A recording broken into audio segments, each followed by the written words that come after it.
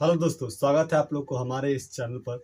दोस्तों, आज हम लोग बात करने वाले हैं, आप लोग तो थंबनेल देखकर समझ ही गए होंगे कि हम बात करने वाले हैं हम सभी के अपने प्यारे सन ऑफ बिहार यानी कि मनीष कश्यप भैया पर। ठीक है, तो मनीष कश्यप जी पर बात करने वाले हैं।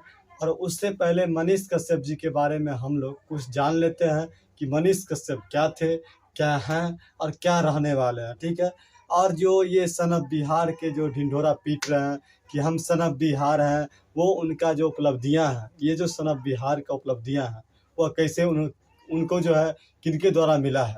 दोस्तों, जैसा कि हम लोग इतिहास को पढ़े होंगे, बहुत सारे बातें को जाने होंगे, तो सन ऑफ बिहार हम जो कहने जा रहे हैं वो उसके बारे में बता रहे हैं कि सन ऑफ बिहार जैसा कि एक उपलब्धियां उनका हो गया। तो किसी भी व्यक्ति को कोई उपलब्धियां जब मिलता है, सब नहीं मिलती है, जैसे कि मान लीजिए मनीष कश्यप भैया के पीछे क्या है, आगे क्या है, सन ऑफ बिहार। तो सन ऑफ बिहार वो कहलाते हैं। आखिरकार वो सन ऑफ बिहार जो है, तो किस प्रकार से सन ऑफ बिहार बने, तो इस पर हम लोग थोड़ी सी बात कर लेते हैं क्या। तो चलिए देखते हैं सन ऑफ बिहार कहने के पीछे और कहलाने के पीछे क्या अर्थ है। देखिए, किसी व्यक्ति को अगर कुछ लगता है नाम के पीछे या नाम के आगे, सरनेम उनका लगता है, उपलब्धियां कुछ मिलती है। जैसा कि हम लोग पढ़े थे इतिहास में कि जो महात्मा गांधी को बापू की उपाधि दिया गया था, या फिर बहुत सारा उपाधि, जैसे हम लोग देख रहे थोड़ा सा कुछ, अगर महात्मा गांधी की बात कर ले तो उनको पंडित जवाहरलाल नेहरू ने दिया था। दीनबंधु जो थे हमारे, उनके द्वारा क्या हुआ था कि बापू को उपाधि दिया गया था। बहुत सारा उनके मित्रों ने क्या कहते हैं, बहुत सारा दिया था उपाधि। और जो हमारे ब्रिटेन के लोग थे, जो कि यहाँ पर क्या था, अंग्रेज लोग थे, वो लोग भी कुछ यहाँ पर क्या कि उनको नाम दिए थे। ठीक है, तो दोस्तों मैं उन्हीं कुछ बातों पर यहाँ पर बात करने वाला हूँ। और उससे पहले यहाँ पर मनीष कश्यप पर भी थोड़ा सा बात कर लेते हैं, बात कर ले इनके बारे में। तो ये क्या कहता है कि हम सन ऑफ बिहार है, ये क्या किए हैं, उनको किसी अन्य माध्यम से मिला था। हमने आज तक जिस पुरुष के बारे में पढ़ा है, वो सभी क्या किया है कि उनको अन्य माध्यम से क्या है कि कोई उपलब्धियां मिला है। लेकिन हमारे मनीष कश्यप भैया के पीछे क्या है कि सभी कुछ उल्टा हो रहा है। ये खुद अपने आप से अपने नाम के पीछे सन ऑफ बिहार या नाम के आगे सन ऑफ बिहार लगाते हैं। पहले क्या था कि त्रिपुरारी कुमार त्रिपाठी थे।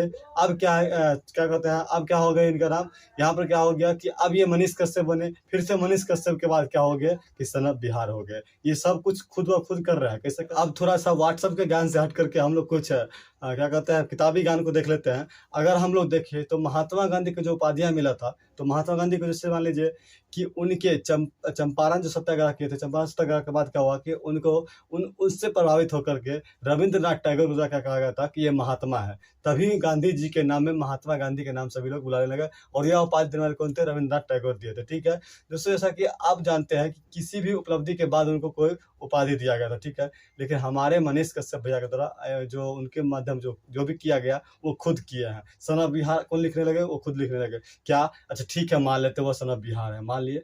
अच्छा, वो ऐसा व्यक्ति केवल है जो सन ऑफ बिहार है। हम लोग क्या है, हम लोग क्या है, मान लीजिए कि आप हैं, हम है, क्या है, हम सन ऑफ बिहार नहीं है। बिहार में है तो बिहार में है, तो क्या हम लोग सन ऑफ बिहार नहीं कहला सकते हैं। आप ही क्यों लिखेंगे, ठीक है लिख लिए, मान लेते हैं। कुछ ऐसा करते आप तो आपको कोई अन्य व्यक्ति देता नाम। कौन दिया नाम, बताइए, कोई दिया आपको। अच्छा ठीक है, मान लेते हैं कोई दिए होंगे, आपको चाहने वाले बहुत सारे फैन फॉलोइंग आपका, उसमें से दिया गया होगा। तो मैं इस व्यक्ति के बारे में, इन व्यक्ति के बारे में थोड़ा सा बात कर लेते हैं। सबसे पहले इनकी जर्नी कहाँ शुरू होती है। देखिए, ये 2016 में इंजीनियरिंग खत्म करने के बाद कुछ दिनों ये क्या किए कि राजनीतिक या पॉलिटिक्स से अपना मायने रखते लगे। उसके बाद वर्ष 2020 में इन्होंने अपने चंपारण से क्या हुआ कि चुनाव लड़ा, जो चनपटिया एक विधानसभा लोकसभा क्षेत्र है, जहां से क्या किए यह चुनाव लड़े। जिसमें क्या हुआ कि इनको 9239 मत पड़ा था। ठीक है, कितना, 9239 मत पड़ा था। उस समय वो निर्दलीय थे और भारी मतों से क्या हुआ था, विजय नहीं हार हुआ था। क्या हुआ था, भारी मतों से हार हुआ था, क्योंकि निर्दलीय थे और उतना चर्चित भी थे ही नहीं। तो क्या हुआ कि ये हार गए थे। चलिए, अब यहाँ तक था मनीष कश्यप नहीं, त्रिपुरारी कुमार क्या थे, त्रिपुरारी कुमार थे। ठीक है, अब क्या है कि हम लोग आगे आगे हम टाइटल नहीं बोले हैं, जानकर बोले हैं, क्योंकि यहाँ पर त्रिपुरारी कुमार ही थे। ठीक है, अब क्या है कि अगर बात कर ले हम लोग इनका आगे, जब ये चुनाव में इनका भारी मतों से हार हुआ दोस्तों, तब जाकर के क्या किए कि यह थोड़ा सा अपना अलग रूप में आ गए। तब जाकर के ये बने मनीष कश्यप। क्या बने, मनीष कश्यप। मनीष कश्यप पत्रकार। क्या बने, मनीष कश्यप पत्रकार। पत्रकार बोले तो वैसी पत्रकार जो यूट्यूब पे होती है, वैसी पत्रकारिता। तो उन्होंने उसमें एक माइक खरीदा, माइक खरीदा और एक कैमरा खरीदा और जाकर के बहुत जगह जाकर के, अच्छा हम ऐसा नहीं कहते हैं कोई अच्छा काम नहीं किए हैं, अच्छा काम भी किए हैं, कई जगह जहाँ पर के अपना बुलंदी आवाज़ को उठा कर के किए हैं कि उस काम को भी सही करवाए हैं, ठीक है। बहुत सारे काम किए हैं। मैं उनके उस पक्ष को भी दिखाने वाला हूँ कि अच्छा कर रहे हैं और कहाँ पर वो थोड़ा-सा मिस किए वो भी दिखाने वाला हूँ, ठीक है। तो वो बहुत सारा काम भी अच्छा किए हैं जहाँ पर उनके कहने पर क्या हुआ कि बहुत सारा काम को किया गया, ठीक है। वो अगर नहीं जाते तो वो काम नहीं होता। जहाँ पर क्या होता है कि नॉर्मली जो बड़े-बड़े मीडिया रहते हैं वो नहीं जाते हैं और वे जाते ग्राउंड पे जाकर काम को करवाए भी हैं। लेकिन उसी में क्या करते थे, जब यह पत्रकारिता करते थे तो उसमें ज़्यादातर इनका ध्यान रहता था उन इंजीनियरों पर जो वहाँ पे क्या करते थे, लूट-खपाट करते थे, ठीक है। लेकिन लूट-खपाट सर, इसको आप भी पढ़े होंगे और सभी लोग पढ़े होंगे, आप भी पढ़े होंगे, मैं भी थोड़ा-सा जानता हूँ। तो मैं कहना चाहता हूँ मनीष कश्यप भैया को कि भैया आपने जब जाते थे, तो वहाँ पर आपको इंजीनियर भी नहीं मिलता था। क्या होता था कि ना वहाँ पर आपको कोई अन्य पुरुष मिलता था, जो फैक्ट्री का जो कंपनी का मालिक होता था वहाँ मिलता था आपको मूर्ख मज़दूर, जो मज़दूर बेचारा अपने मालिक के लिए काम करता था, उसको कुछ बताता था, उसको आप नज़दीक में माइक ले आते थे, ज़ोर-ज़ोर से बोलिए, बोलिए आपको बोलना पड़ेगा, ये क्या हो रहा है, कहाँ लुट गया, ये हो गया। सर आपको भी पता है कौन लूटा है उसमें? आपको पता है कि कौन लूटा है? उसमें लूटे मंत्री साहब, जो हमारे सांसद हैं वो, विधायक है वो। तो सर आप उनसे क्यों ही पूछ रहे हैं? आप उनको ज़ोर-ज़ोर से बोल के काहे डरा रहे हैं? उनका जॉब जा रहा है, उनको आप जो बोल रहे हैं उसका जॉब जा रहा है। तो सर आप कर रहे हैं ठीक है, ये भी ठीक था।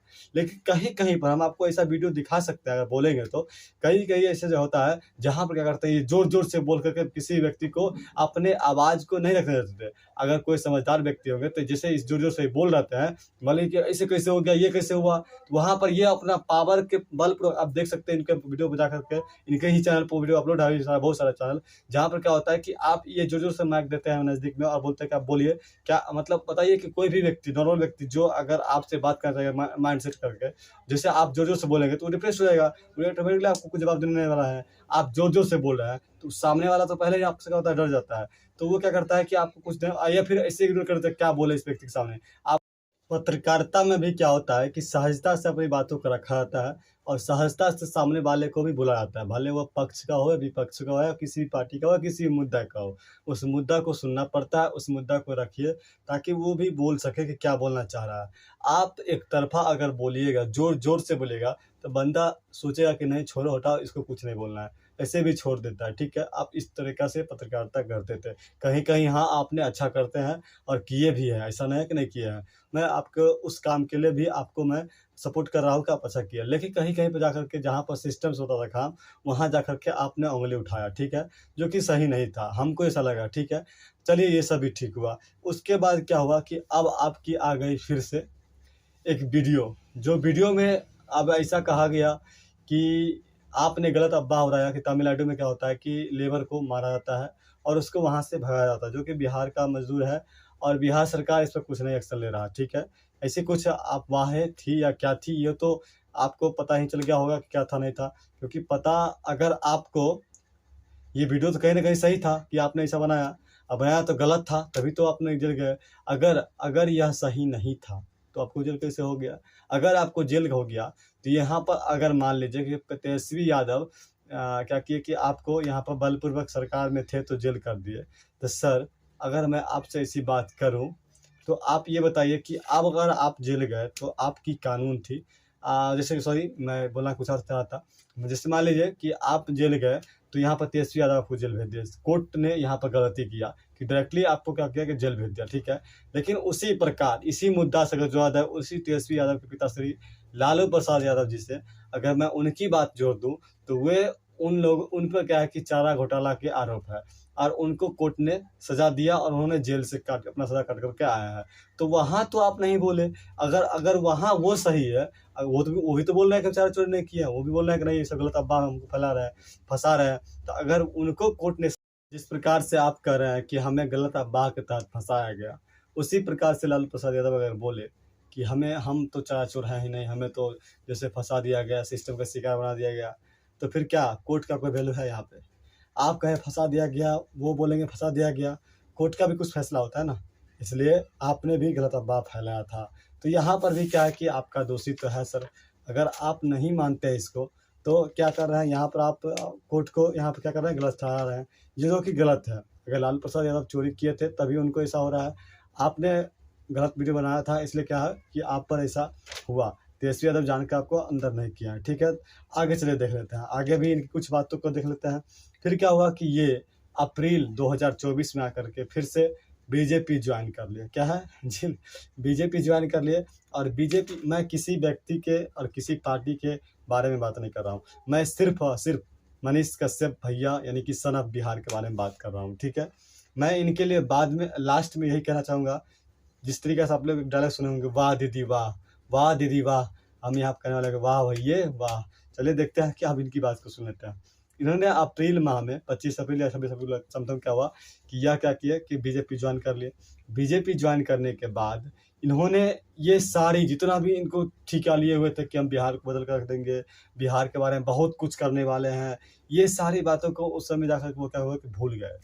दोस्तों सबसे बड़ी बात ये होता है कि आपने बहुत सारा चीज़ बीजेपी से भी मांगा था, आपने बोला था कि मैं इस चीज़ को पूरा करूँगा। पार्टी में गए, मैं आज इस वीडियो को जरूर बना रहा हूँ कि पार्टी में गए, आपकी बोलती बंद है, आप अब कुछ नहीं कर सकते हैं। हमको भी पता है कोई व्यक्ति अगर जाएगा किसी पार्टी में, उस पार्टी के खिलाफ बोल ही नहीं सकता है।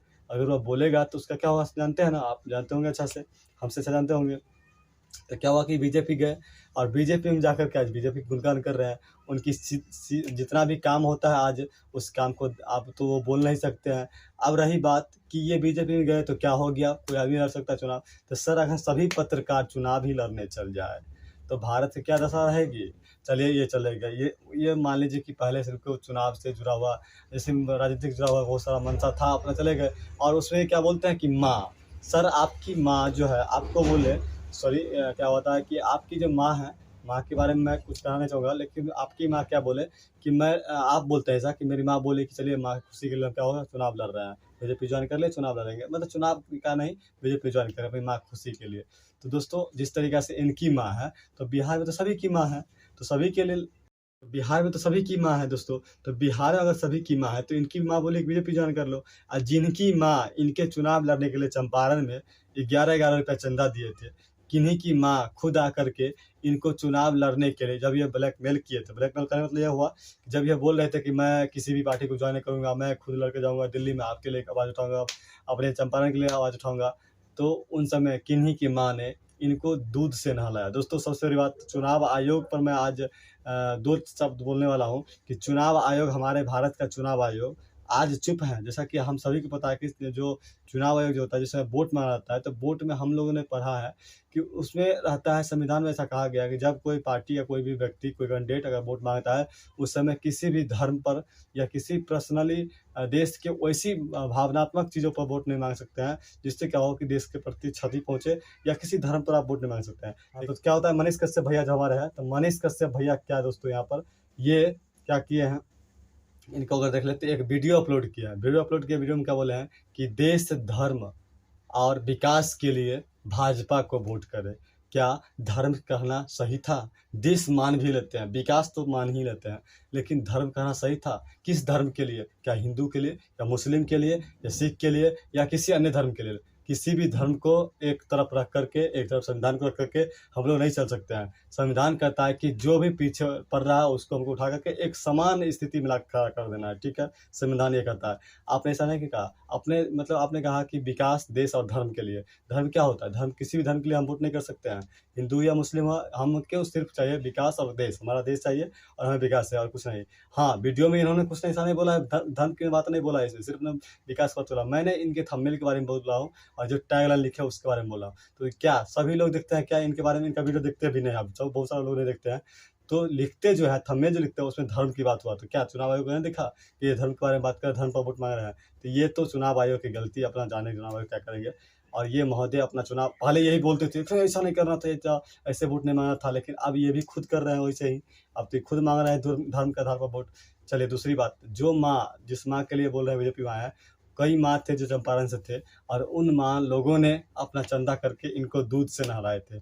ये हिंदू धर्म को मानने वाले लोग हैं, मैं किसी भी धर्म को नीचा ऊपर दिखाने का मतलब मेरा नहीं है, ये हिंदू धर्म के मानने वाले लोग हैं, लेकिन हिंदू धर्म के मानते हुए भी इन्होंने दूध से नहाए थे, उस दूध को बर्बाद किए थे जो गौ माता देते हैं, और उस दूध को पूरे बर्बाद किए थे। और कम से कम बर्बाद किए तो किए, कम से कम उनके विश्वास पर खरे उतरते, और खरे नहीं उतरे। क्या किए? चंदा लिए, दूध से नहाए, और दूध से नहा कर क्या हुए? निकल लिए कहाँ? बीजेपी के पास। बीजेपी से पास गए, या फिर कांग्रेस में भी जाते तो वैसा ही करते ही है, क्योंकि वहाँ विश्वास टूटा। इन्हें बोला था किसी के पास मैं नहीं जाने वाला हूँ, तो चले गए। और मैं इसीलिए कहता हूँ कि सर, आपने कहीं पर ठीक नहीं किया है। अगर आपने कुछ सही किया तो उससे ज़्यादा गलत किया है। अब आप क्या है कि ना सही है ना गलत है, 100% क्या है, आप गलत है। मेरा मानना यही है।